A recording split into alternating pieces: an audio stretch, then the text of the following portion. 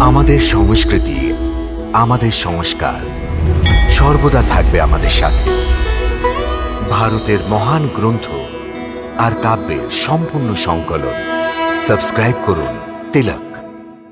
ঠিক আছে, তোকেও তোর ভাই অতিকায়ের কাছে পৌঁছানোর জন্য আজ নির্ণয় হয়ে যাক এই গর্জনকারী মেঘের শব্দে কতটা ছল বল আর রণকৌশল রয়েছে। নে বাঁচা আপন বক্ষস্থল এই তীব্র বান থেকে।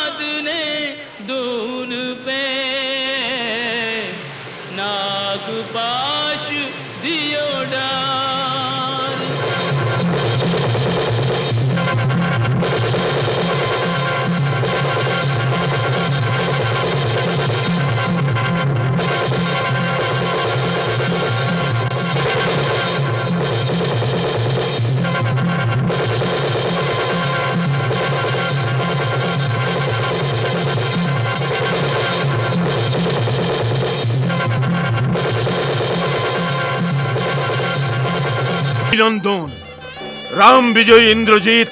এখন স্বয়ং লঙ্কাপতি রাবণ তোমাকে অভিনন্দন জানাচ্ছে। সর্বদা জয়ী হও পুত্র। জয় সর্বদা আপনারই হবে। নাক পাশে দম বন্ধ হয়ে মরবে।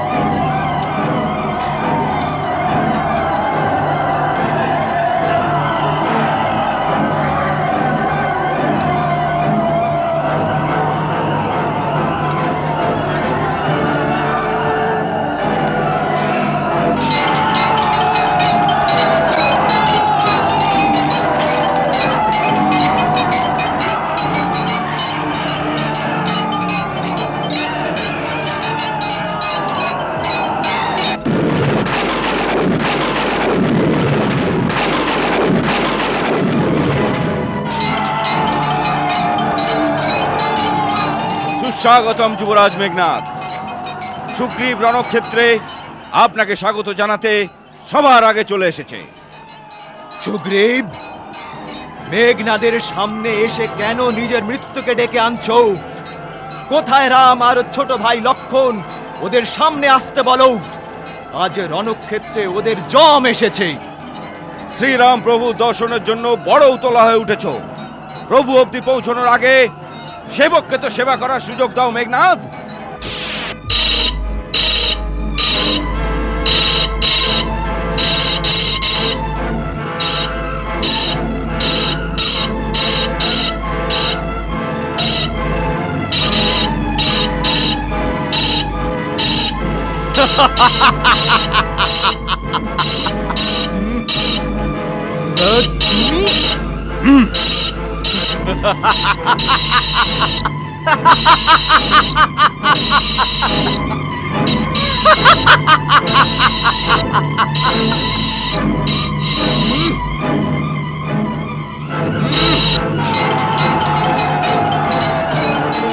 যা, তোকে ছেড়ে দিচ্ছি। আজকে আমার লক্ষ্য তুই না। আজকে সবার প্রথমে আমার ভাই অতিকায়ের হত্যাকারী লক্ষণকে জমলোকে পাঠাতে এসেছি। কোথায় লক্ষণ? ওকে বলো ইন্দ্রজিৎ আহ্বান করছে। নয়তো লক্ষণ। শান্ত শান্ত হও লক্ষণ। শান্ত হবার সময় এটা নয় দাদা। ও অত্যন্ত ভয়ানক যোদ্ধা। যুদ্ধ করতে করতে ক্লান্ত হয়ে পড়লে তখনও সামনে যে বীর লক্ষণ। এটা কোনো রণনীতি নয়। যুদ্ধের একটাই নীতি, শত্রুকে যেভাবেই হোক পরাজিত করা। কিন্তু অনীতির আশ্রয় নিয়ে নয়। লক্ষণ, আমি তোমাকে শান্ত থাকতে বলে তোমার উৎসাহ ভঙ্গ করতে চাইনি। শুধু এটাই সাবধান করতে চাইছি যে আবেগ আর উৎসাহের মধ্যে পার্থক্য থাকে। চিন্তা ভাবনা করে ধীর স্থির হয়ে যুদ্ধ করো।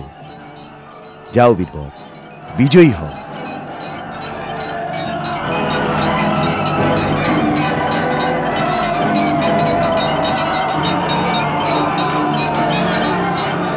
সুগ্রীব অঙ্গদ মার খেয়ে চলে গেছে, আর আপন বীরত্বের গর্বে গর্বিত লক্ষণ এখনো কোথায় লুকিয়ে আছে? কোথায় আছে যে মেঘনাদের সম্মুখীন হতে ভয় পাচ্ছে? দাম্ভিক মেঘনা, প্রলাপ বন্ধ করো।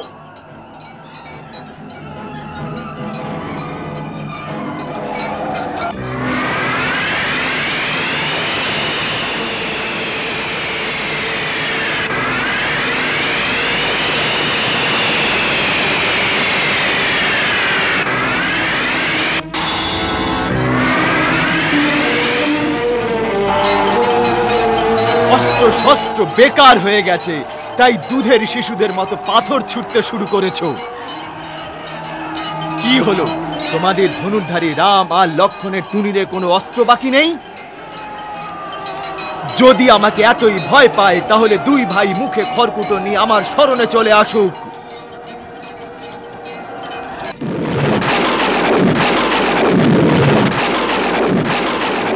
হে গর্জনকারী মেঘ, লক্ষণ এসে গেছে তোকেও তোর ভাই অতিকায়ের কাছে পৌঁছানোর জন্য। আজ নির্ণয় হয়ে যাক এই গর্জনকারী মেঘের শব্দে কতটা ছল বল আর রণকৌশল রয়েছে। নে বাঁচা আপন বক্ষস্থল এই তীব্র বাণ থেকে।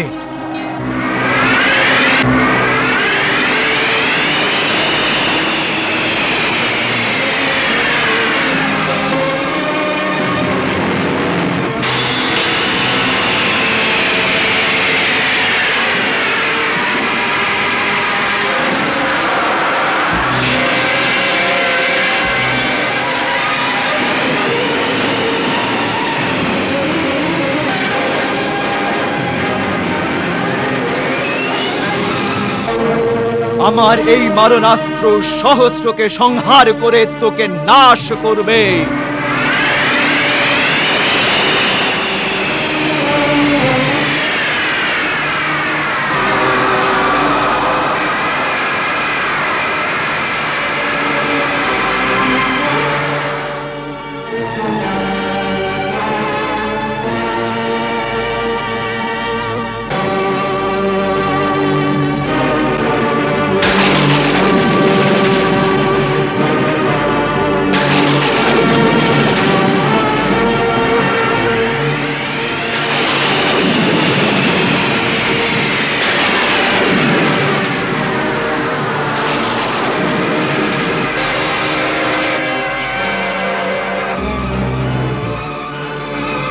অঙ্কপন্থ অস্ত্রের দ্বারা শুকনো পাতার মতো সমস্ত সেনারা ঝরে পড়বে।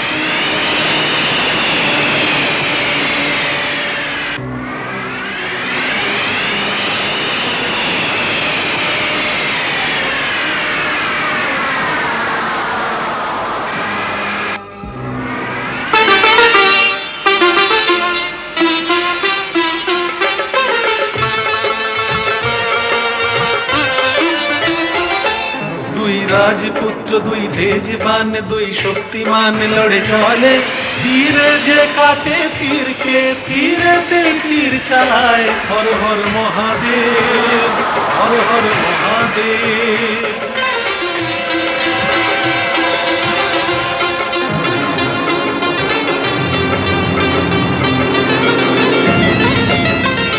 সেই মহাপ্রতাপী মেঘনাদ যতই অস্ত্র চালিয়ে যায়, যতই অস্ত্র চালিয়ে যায়, উত্তর থেকে আসা লক্ষণ সবেরই উত্তর দিয়ে যায়, সবেরই উত্তর দিয়ে যায়। কেউ ক্লান্ত নয় দুজনেরই, কেউ পিছনে পা হটায় না, কেউ পিছনে পা হটায় না। এই মহাসমর প্রতিবারেই আরো ভীষণ হয়ে যায়, আরো ভীষণ হয়ে যায়। বাণের থেকে বেরোয় আগুন, কখনো বা জল ঝরে, তীরে যে কাটে তীরকে, তীরেতেই তীর চালায়। হর হর মহাদেব, হর হর মহাদেব।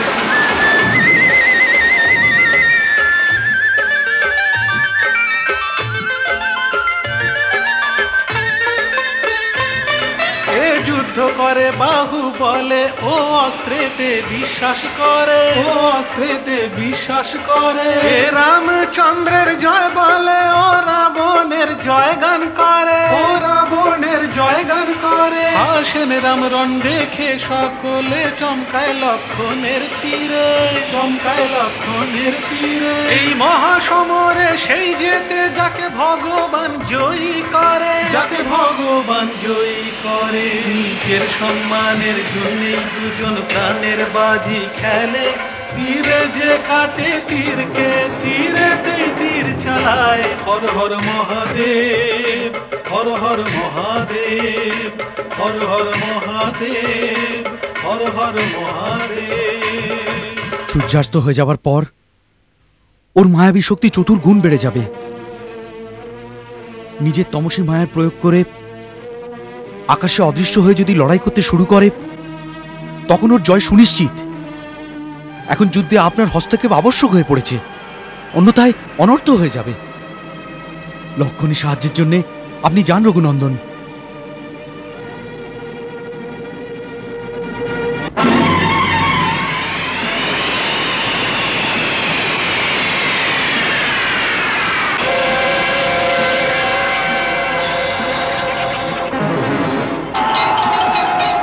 অনেকক্ষণ ধরে আমার অস্ত্রের বিনাশ করছে।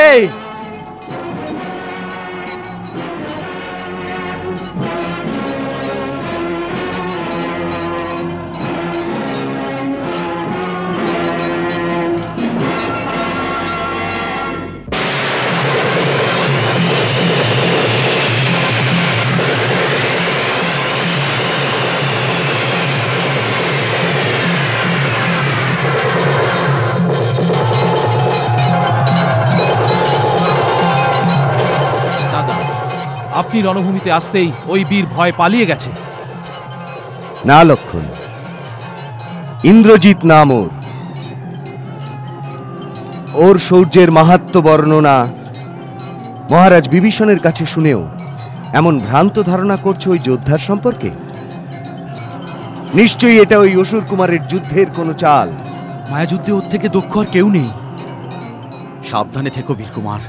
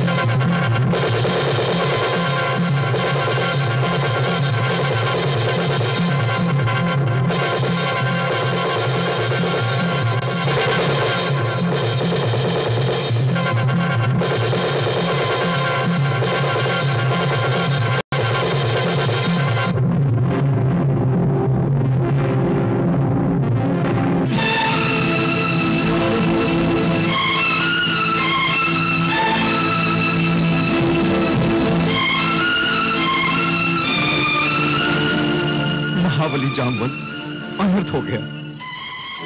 श्री राम प्रभु और लक्ष्मण भैया नागपाश में बिंधकर धराशायी हो गए। प्रभु, अयोध्यापति मूर्छित हो गए। अरे अरे, लक्ष्मण जी आहत हो गए। क्या हुआ रघुनाथ को? विभीषण जी, आपका कहना सत्य था। इंद्रजीत कुछ अनर्थ करके ही रहेगा, सो हो गया। युवराज इंद्रजीत की जय! युवराज इंद्रजीत की जय! युवराज इंद्रजीत की जय! युवराज इंद्रजीत की जय! युवराज इंद्रजीत की जय!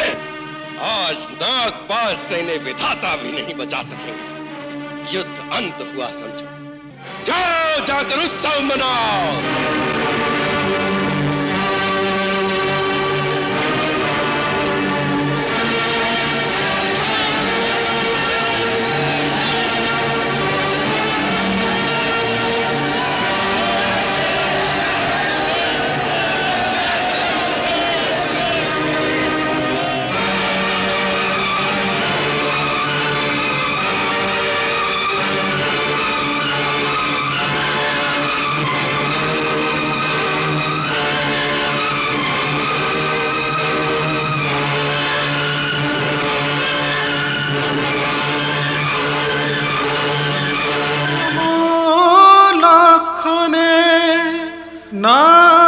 নাগেদের অনুরাগ চন্দন তরু সম রামকে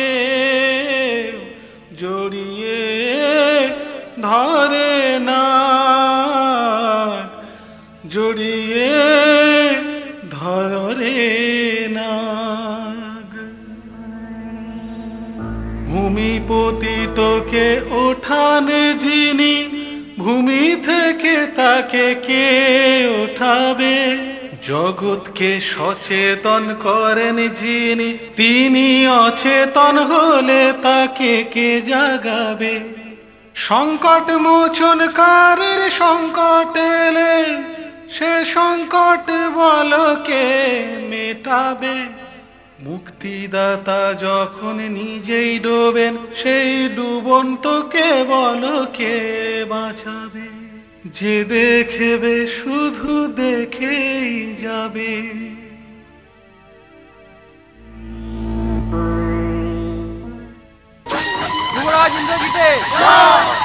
অভিনন্দন। রাম বিজয়ী ইন্দ্রজিৎ এখন স্বয়ং লঙ্কাপতি রাবণ তোমাকে অভিনন্দন জানাচ্ছে। সর্বদা জয়ী হও পুত্র। জয় সর্বদা আপনারই হবে পিতাশ্রী। শত্রু দল শোক সাগরে ডুবে যাচ্ছে। রাম আর লক্ষণ দুই ভাই কিছুক্ষণের মধ্যেই নাগপাশে দম বন্ধ হয়ে মরবে। সুগ্রীব, অঙ্গদ, জাম্বুবান, হনুমান রাম লক্ষণের শবযাত্রা নিয়ে অযোধ্যার উদ্দেশ্যে যাবে। বিভীষণ, কুম্ভকর্ণ, দাদামশাই মাল্যবান সবাই একই প্রলাপ বকছিলেন যে রাম কোনো মানব নয়, পুরুষোত্তম, অবিনাশী। ওরা আমার মেঘনাদের শক্তির কথা জানতো না। ইন্দ্রজিৎ, তুমি আমার নিচু মস্তক গর্বে উঁচু করে দিয়েছ পুত্র, উঁচু করে দিয়েছ। চিরঞ্জীবী হও, সর্বদা তোমার জয় হোক পুত্র, জয় হোক। না যুবরাজ অঙ্গদ, এর থেকে মুক্তির কোনো উপায় নেই। নাগপাশে আক্রান্ত হওয়ার ফল আপনি জানেন না। এই পাশ অস্ত্রকে সাধারণ মনে করবেন না। জুমপাস থেকে কদাচিৎ প্রাণরক্ষা হলেও নাগপাশ থেকে সমস্ত শরীরের রক্ত শুষে আর প্রাণের ত্যাগের পরেই মুক্তিপ্রাপ্ত হয়। এই অস্ত্রকে ব্রহ্মা স্বয়ং অপূর্ব যজ্ঞের দ্বারা প্রকট করেছিলেন। তারপর মহাকাল মহাদেব প্রয়োজন পড়লে সংহারের জন্য ব্রহ্মার থেকে চেয়ে নিয়েছিলেন, আর মেঘনাদ কঠোর তপস্যার দ্বারা শিবের থেকে তা লাভ করেছেন। ইন্দ্রজিৎ, এটা তুমি কি সর্বনাশ করলে? শ্রীরাম আর লক্ষণের উপর প্রহার করার আগে তুমি আমার প্রাণ কেন নিয়ে নিলে না? জাম্বুবান, এই কথা তো পরেও হতে পারে। আগে এটা ভাবুন যে এর থেকে মুক্তির কোনো উপায় আছে কিনা। বলুন বিভীষণ, আপনি তো কিছু উপায় জানেন।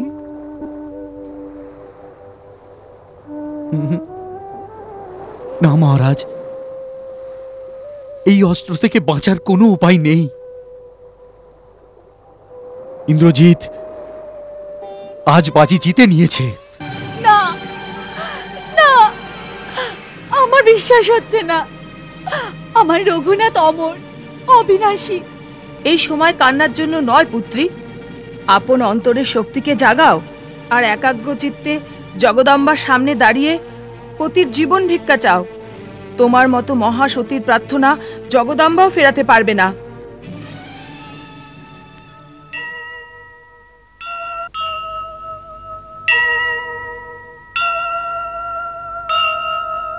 জগদম্বা রক্ষা করো, করো এ বিপদ মোচন।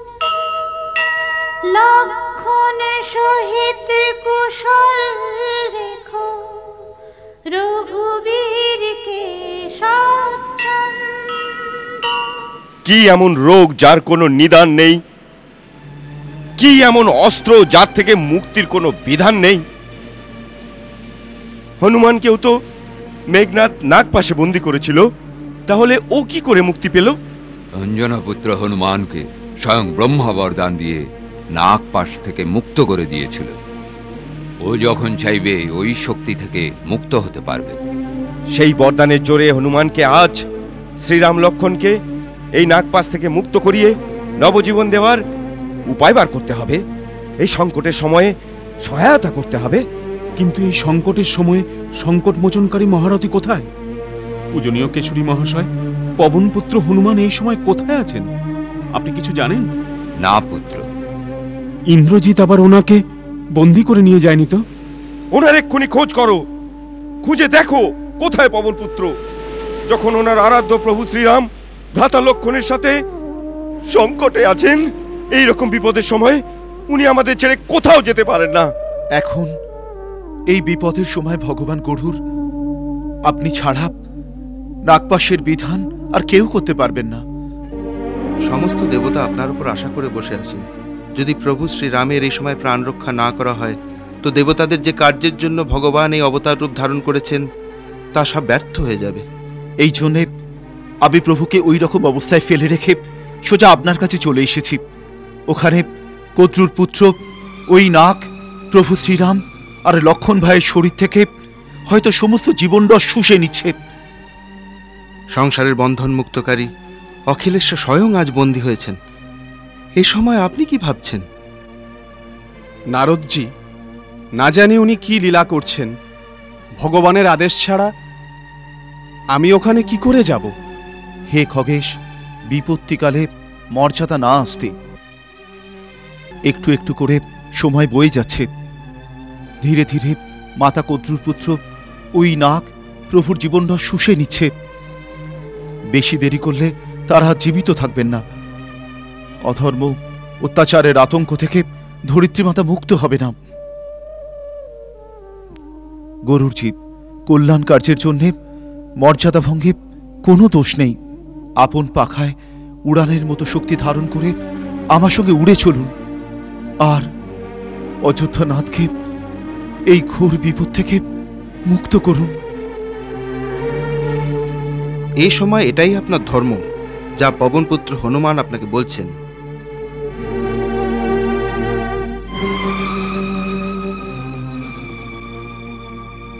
আচ্ছা, চলো পবনপুত্র।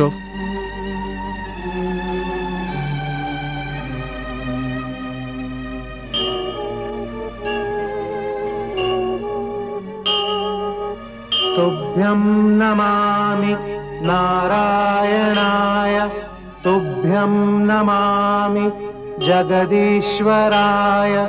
हे लक्ष्मीकान्तं तुभ्यं नमामि, हे शान्ताकारं तुभ्यं नमामि, तुभ्यं ওই দেখো, পবনপুত্র বজরংবলী অঞ্জনী আসছেন, আর সাথে খগরাজ গরুড়ও আসছেন। जगदीश्वराय हे लक्ष्मीकान्तं तुभ्यं तुभ्यं नमामि हे शान्ताकारं तुभ्यं नमामि तुभ्यं नमामि नारायणाय तुभ्यं नमामि जगदीश्वराय हे लक्ष्मीकान्तं तुभ्यं नमामि हे शान्ताकारं तुभ्यं नमामि तुभ्यं नमामि नारायणाय।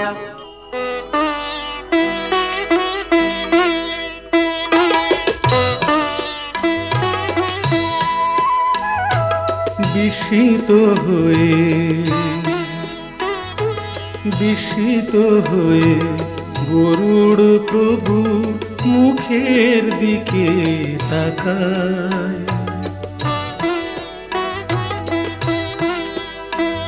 এ কেমন বাঁধন, এ কেমন বাঁধন বেঁধে রেখেছে কিছুতে কাটা না যায়, বাঁধন যে কাটা না যায়। ব্রহ্মারও যায় না মান, ব্রহ্মাস্ত্রে নিজেই জড়ান। তোমার লীলা, তোমার লীলা তুমি জানো হে রাম সীতাপতি প্রিয় হে, রাম সীতাপতি প্রিয় হে। হে খগরাজ, আপনি কোন ভাবনায় ডুবে আছেন?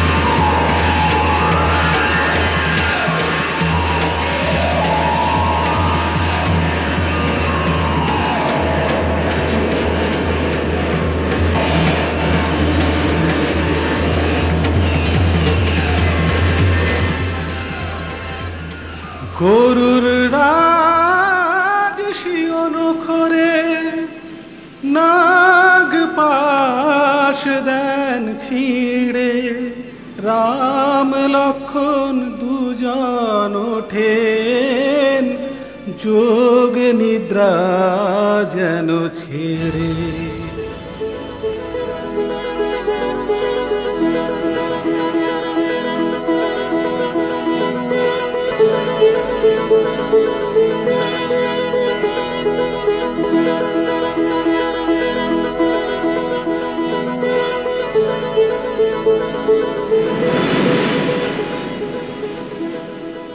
কি হয়েছিল প্রভু?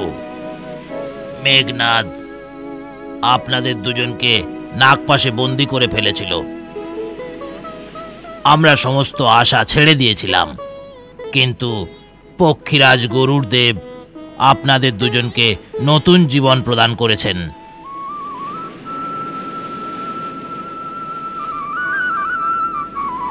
নাগপাশ থেকে আমাদের উদ্ধারকারী পক্ষীরাজ, আমাদের সাথে আপনার কোনো প্রত্যক্ষ সম্পর্কই নেই, তবুও আপনি নিঃস্বার্থ হয়ে আমাদের সহায়তা করেছেন। এর জন্য আমি ঋণী হয়ে রইলাম। হে সহস্র নাম, জগৎ নিয়ন্ত্রক, আমাকে আপনার একজন সেবকই মনে করুন।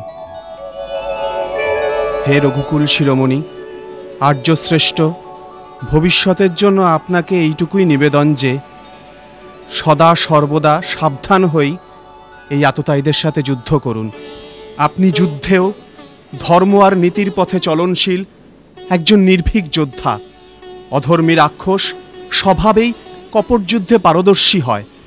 ধূর্ত ইন্দ্রজিৎ মায়ায় ভরা যে নাগপাশে আপনাকে বেঁধেছিল, ওরা তীক্ষ্ণ দাঁতযুক্ত বিষধর কদ্রুর পুত্র নাগ ছিল। রাক্ষসের মায়ায় প্রাণান্তক বাণের রূপ ধারণ করে আপনাকে শেষ করতে এসেছিল।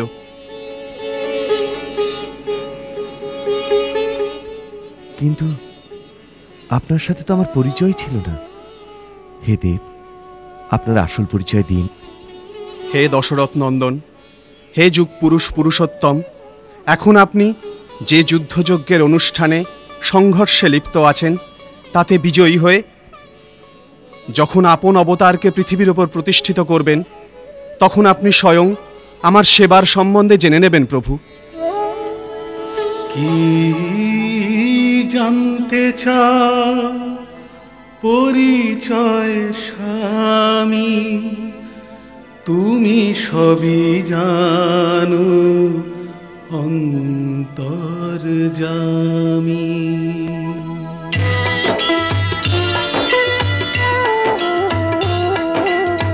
যখন নিজের ঘরে ফিরে প্রভু আসবে, সেবকের তখন পরিচয় পেও। সেবার অবসর তখন আমায় দিও, এই অনুগ্রহ আমার পরে করো। রাম লক্ষ্মণের দর্শন পেলাম, আমি কৃতার্থ হলাম রঘুরায়, আমি কৃতার্থ হলাম রঘুরায়।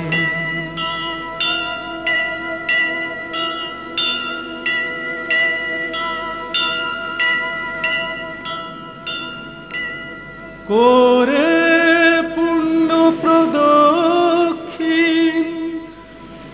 নাথকে করেন প্রণাম, বেদধ্বনি করতে করতে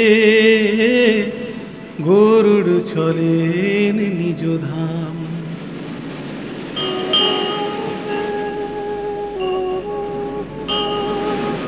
तुभ्यं नमामि नारायणाय, तुभ्यं नमामि जगदीश्वराय। हे लक्ष्मीकान्तं तुभ्यं नमामि, हे शान्ताकारं